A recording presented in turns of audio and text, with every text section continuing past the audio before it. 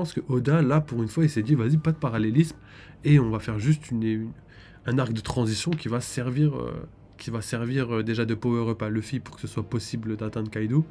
Donc parallélisme, les prochaines arcs, je pense qu'il y a moyen d'avoir un arc Thriller Bark. Je pense que c'est Elbaf en fait pour moi. Clairement pour moi, Elbaf ça va être l'arc Thriller Bark.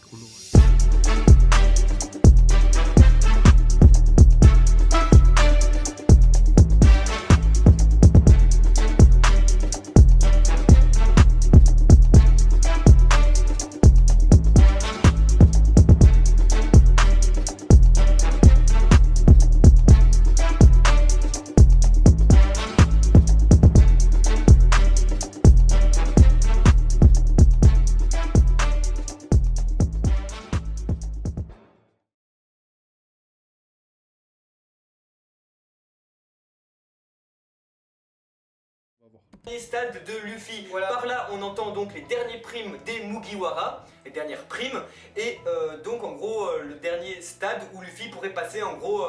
C'est-à-dire ouais, le dernier niveau de reconnaissance mondiale de l'équipage. En fait, oui, il pourrait donc presque être reconnu comme un empereur. Voilà, exactement, et aussi peut-être éventuellement, à l'instar de Franky, eh bien obtenir un nouveau Mugiwara.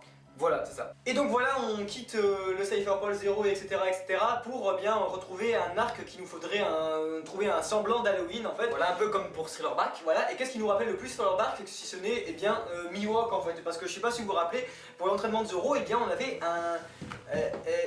oh, Mihawk. Wow. Eh bien, je sais pas si vous vous souvenez, en fait, eh bien, on avait un semblant direct en fait de sorte de marécage, un petit peu truc funeste, zombie, un petit peu à la manière de Thriller Bark, avec eh bien d'ailleurs un lien direct avec Perona en fait, tout simplement qui fait le lien direct entre les deux. Voilà. Et donc, si vous avez vu notre théorie sur le chapitre et sur la mort de Zoro, avec le chapitre 944, eh bien ça concorde totalement, tout est synchro, tout est parfait, raccord, yes. Voilà, je m'explique en fait là-dessus, enfin on s'explique, c'est que donc en gros on avait vu donc la mort de Zoro pourrait arriver, ou en tout cas le combat contre Mihawk avec Zoro, pourrait arriver au chapitre 944. Nous sommes maintenant au chapitre 803 de One Piece, en comptant que la moyenne donc d'un arc, la durée moyenne d'un arc est d'environ de 50 scans. Bien sûr on va pas prendre donc l'arc de Dressrosa qui est exactement le double, mais c'est un arc à part. Donc l'arc, la durée moyenne est de 50 chapitres. On pourrait donc dire que l'arc de Zou pourrait durer environ 50 chapitres, lui de Wano no Kuni aussi 50, et donc arriver ensuite 50. Qu'on pourrait donc arriver ensuite à un arc, donc environ au chapitre 900, à l'arc de Mihawk, Moria, Perona, qui fait peur, tout ce que vous voulez. This is Halloween, this is Halloween. Voilà.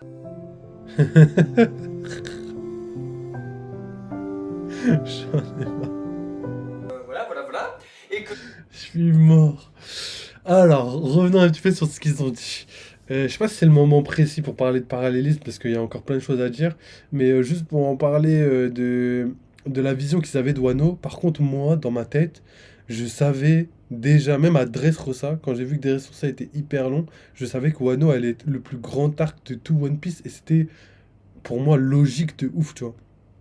Pour moi, il n'y avait aucun moyen pour que Wano soit un petit arc de 50 épisodes. Pour moi, je me disais, vas-y, 100 épisodes, mais vraiment au minimum, vraiment le minimum du minimum, tu vois. Et pour moi, ça va être le plus grand arc de tout One Piece. Et en vrai, on peut dire que c'est quasiment le plus grand arc de tout One Piece. C'est juste que Oda, il est trop fort et il s'améliore trop. Du coup, Egghead, pour moi, il est au-dessus, mais c'est parce que voilà, il est trop fort.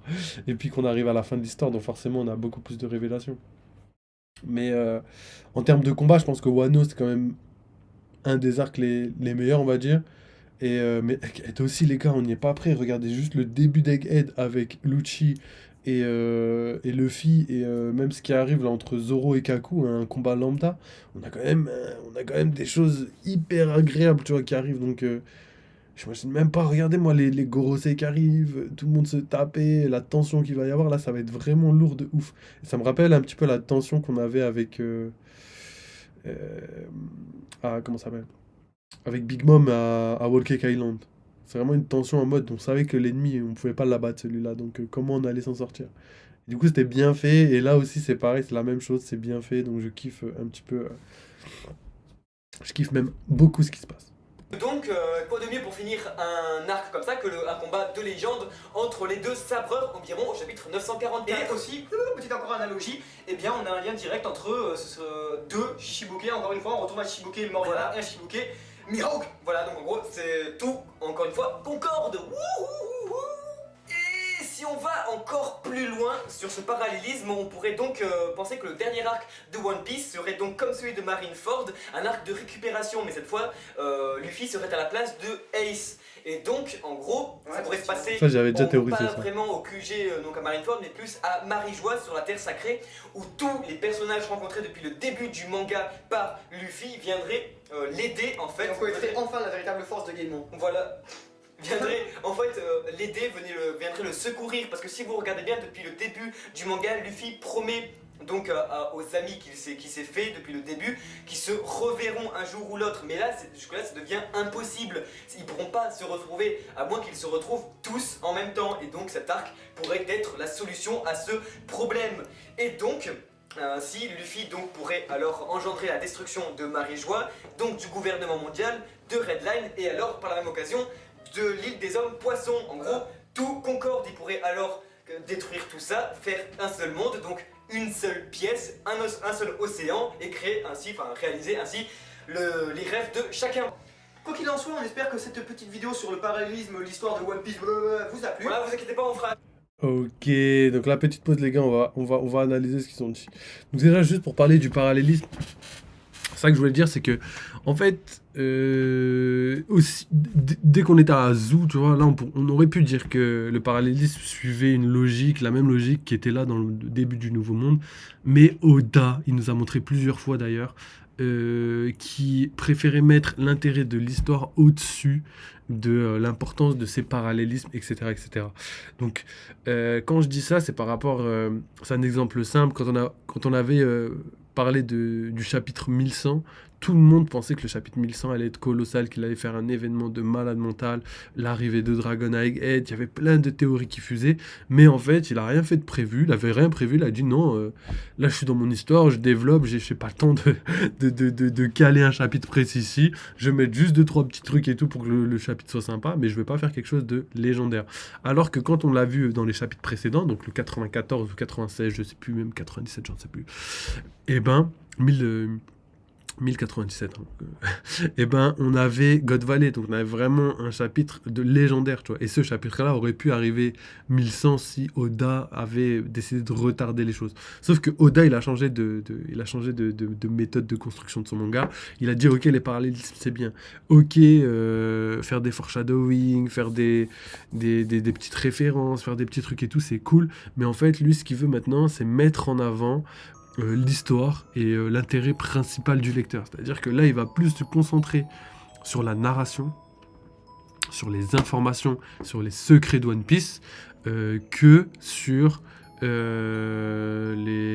choses, je ne veux pas dire superflues, mais des choses qui apportent quelque chose au manga, mais qui n'apportent pas vraiment quelque chose à l'histoire, tu vois. Ce qui est pour moi l'une des choses les plus importantes. Donc ça, c'est pour les parallélismes. Donc quand on a pris ça en compte, on comprend que pourquoi...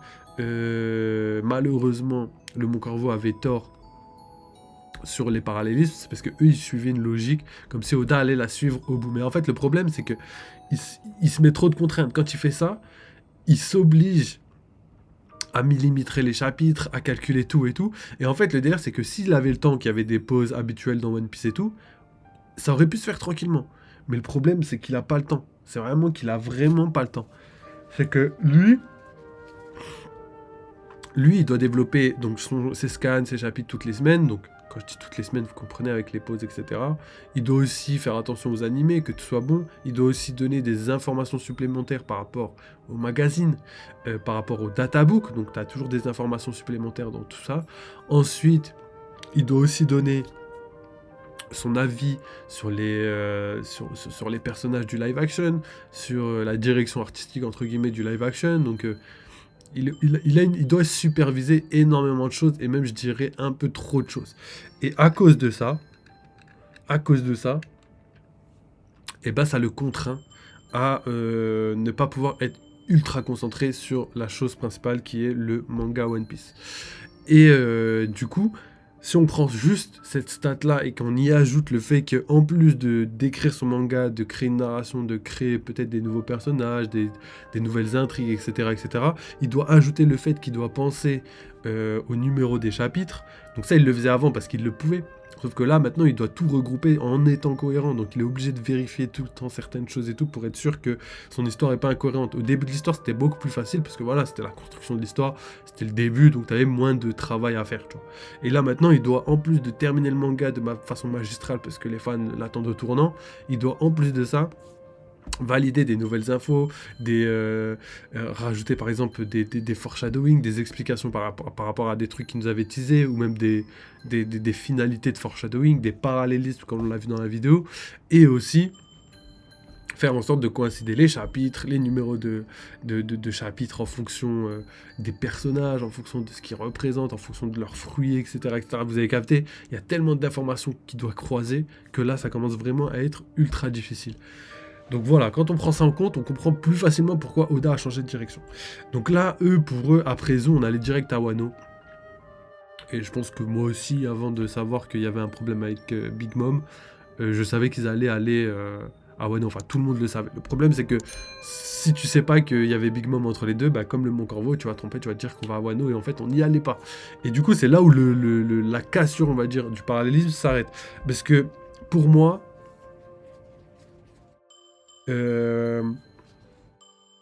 Whole Cake Island, c'était un arc différent. Je crois qu'il n'y avait pas de parallèle dans... Enfin, je sais pas, à part si quelqu'un me dit le contraire et qu'il a qu'il a vraiment des éléments qui vont dans ce sens-là.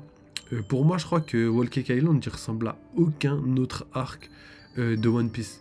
On pourrait peut-être l'assimiler à Thriller Bark, parce qu'il n'a pas encore été teasé Thriller Bark, mais quand on voit la manière dont se finit un petit peu Thriller Bark, on n'a pas la même finalité avec Katakuri, etc. Ensuite, il y a aussi le parallèle avec Enies Lobby, dans le sens où Sanji se fait capturer, etc. Et du coup, on va là-bas pour le libérer et tout. Mais en fait, là, tout est différent. Parce que là, c'est Luffy qui part avec une petite escouade là-bas pour le libérer, pardon.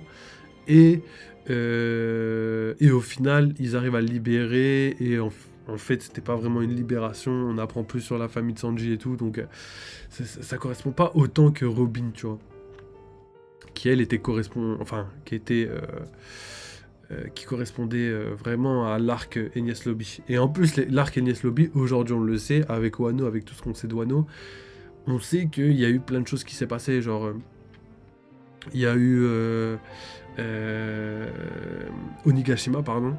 Et Onigashima, justement, c'est ce qui colle le plus à Enies Lobby, tu vois. Et Water 7 à Wano.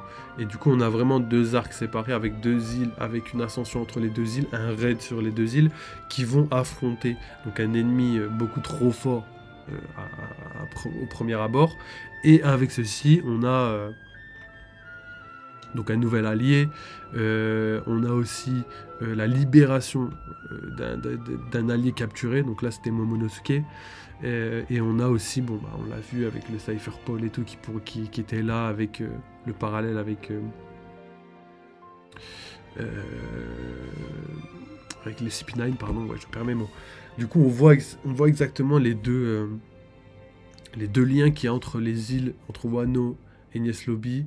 Enfin, plutôt Wano, Water 7 et Enies Lobby et Onigashima. Donc là, on a vraiment les parallèles qui sont exacts. Après, le délire, c'est que vu que Whole Cake Island, c'était avant, on pourrait y attribuer un autre arc. Mais je pense que Oda, là, pour une fois, il s'est dit, vas-y, pas de parallélisme.